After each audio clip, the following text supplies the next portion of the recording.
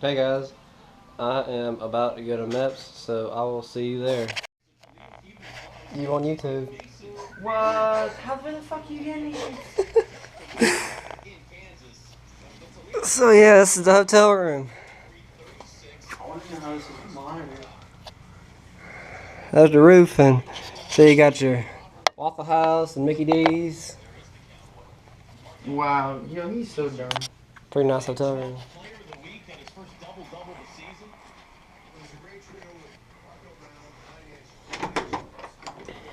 That's the bathroom. Pretty nice.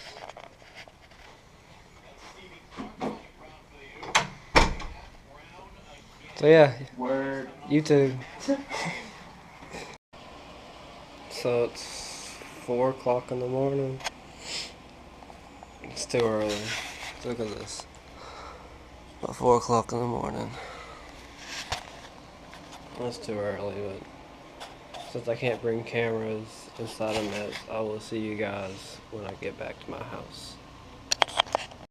What's up, everybody? As you could tell in the last clip you just saw, I was really tired, and as soon as I got home, I just passed out. So my experience at MEPS was stressful, really stressful. So what happened at MEPS? I kind of wrote it all down, got that, and got all this crap to cover, so I don't know, but you get all this stuff done, get this little folder, pretty cool. So, and we'll get to this later. So, when I got there, I waited for about 20 minutes, and I had to go upstairs and take the TAPAS test. Now, what the TAPAS is, basically, I don't know what it stands for, but it is a psychologic test. Now, it's 30 minutes long. I finished it in 10, and I waited for about 5 hours to go back to the hotel room. It was horrible. All we had to do was watch movies, and I hated all the movies. Anyways, the reason we had to wait 5 hours is because there was this one guy, that failed the test 3 times. 3 times. I don't know how you fail a psychological test, but you failed it 3 times. And after the 3rd time, they wouldn't let him take it again. They said that he had to take it the next day. And we were all happy about that, because every time the phone rang, we had to turn. We were all like, "Is he done?" And no, he wasn't. So they made him go back to the hotel room. So after you get back to the hotel, we got back around 30 minutes before they had to show a video telling you what's going to happen the next day at MEPS. And it was probably like 8 minutes long, if that. Got a text. Went to eat. They had some pretty awesome food at that hotel. And it said to be in your room at 9:45 and lights out at 11. Now, we went to bed at 11, and we had to be up about 4 o'clock. And I couldn't sleep. And I ended up going to sleep around 2:30. That wasn't a good thing. So, I woke up about 4 o'clock, made a little clip for you guys. After we went to orientation down to the hotel where some army guy talked to us, went to eat breakfast. And that breakfast was nasty. It put me to shame. It was so nasty.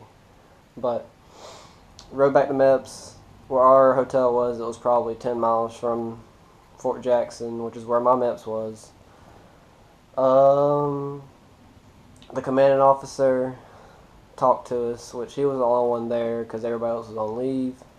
After that, we went up to medical.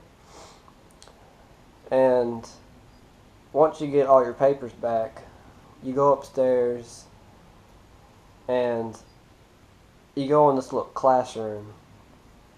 And what they talk about in the classroom is they tell you how to fill out your paperwork, what to do, and what not to say.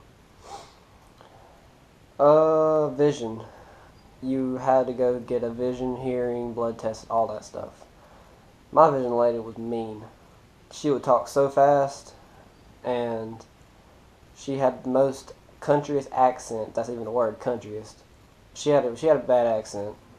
I could hardly understand her, which is pretty bad. She got mad at me because I couldn't understand her. I had to get somebody else to come in there and explain what to do. Hearing, you go in this little soundproof room. It's like a big box in a really small room.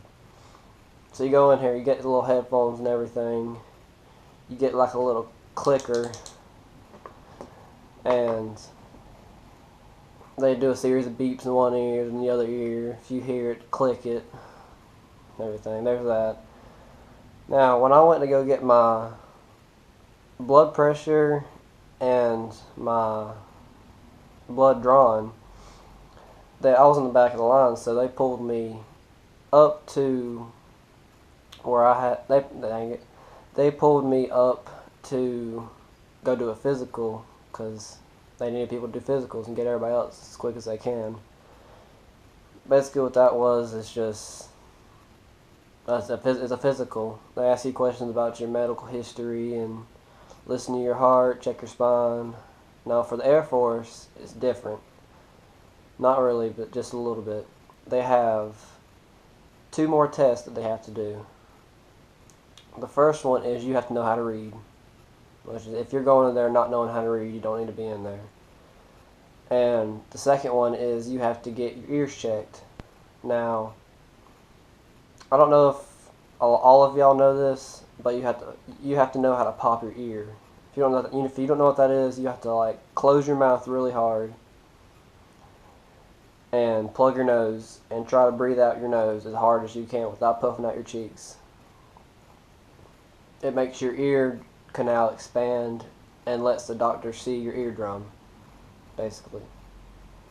And I almost failed at that because I can make my right ear do it, but my left ear didn't want to pop. So, being the awesome doctor that he was, he passed me. Thank God. So, after that, I went to get my blood drawn and blood pressure and everything. Pee in a cup. After all that, I had to go back to the physical room and take all my clothes off again, straight down to my boxers or whatever. And you had to do a series of physical exercises. And what that does is they're trying to see if you can't move in certain ways, if you have any restrictions on motion and stuff like that. I could do all of it. Since I've been in marching band, I have better balance than most people in that room, so I could do it all easily. So after that, we went to get our paperwork, and we had to get it verified by the head medical person there.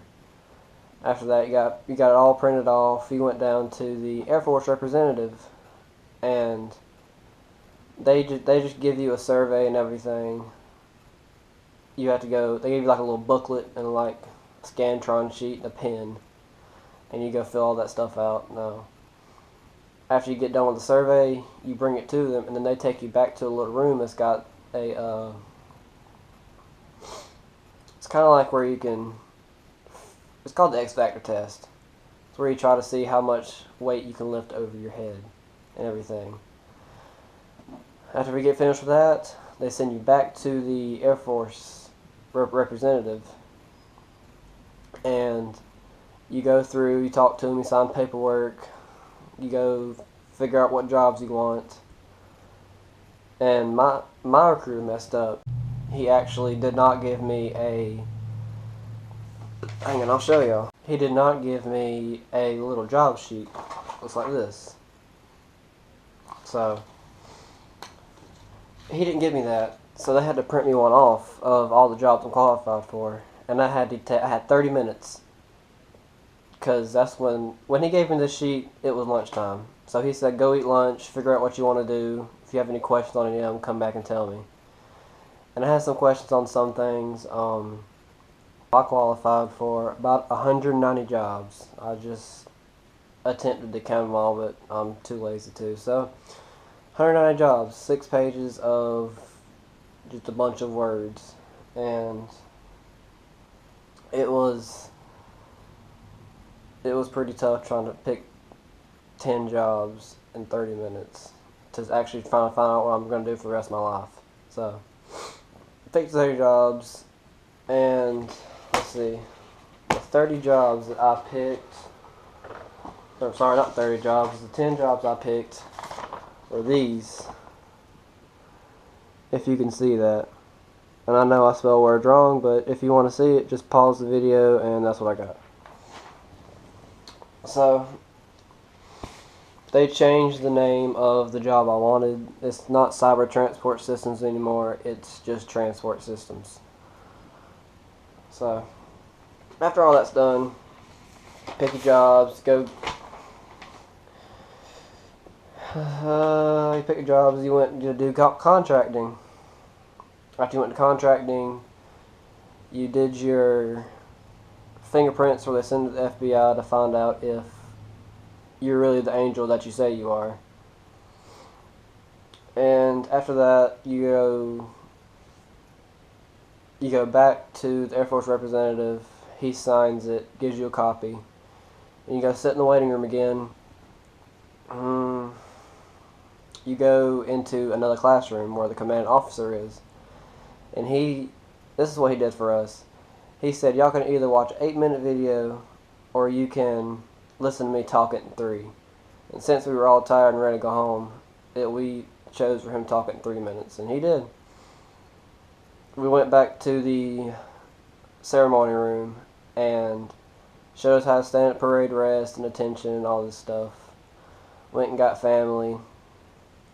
We did the oath where you raise your right hand and everything.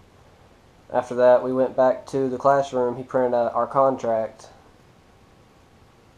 and shook our hand, told us good luck, told us not to come back in any worse shape than we are, just come back better and prepared.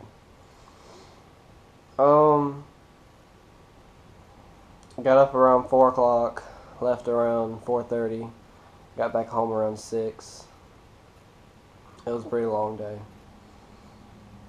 So, that was my MEPS experience. So, if you have any comments, questions, or anything, go ahead and leave it, and if there are questions, I will try to get back to you as soon as possible.